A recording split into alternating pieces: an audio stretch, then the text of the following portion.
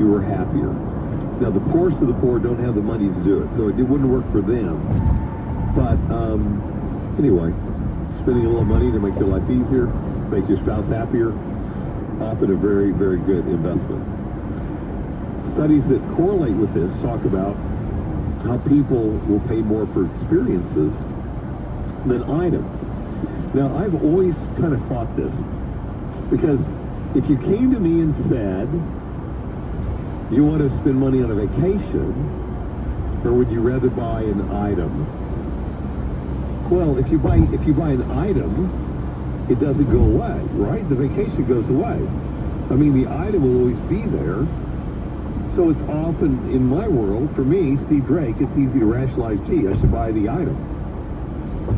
But if you interview someone in line at theater, and you interview someone walking out of Best Buy with a big screen TV, there's probably more excitement and more happiness in the person at the theater. Now, what I didn't realize and understand when I was younger that resonates with me now is the length of enjoyment you can get from an experience. So I used to have someone walk in my office, let's say in January, and say, we're having a cruise in August. And we're going with 3 couples, and we're excited, we're planning on it. Well, kind of in my fast-paced world with 3 kids and a busy business, a radio talk show, I'm going, are you kidding me? August? That's like forever. A lot of stuff can happen.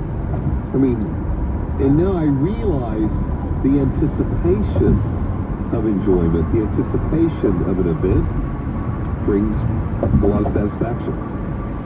And of course, as my kids grew up, they never said, remember that pickup truck you bought, or remember, you know, a certain item that we had. But they'll say, you remember we went to Big Cedar Lodge and got wet, you know, on the ride for $7.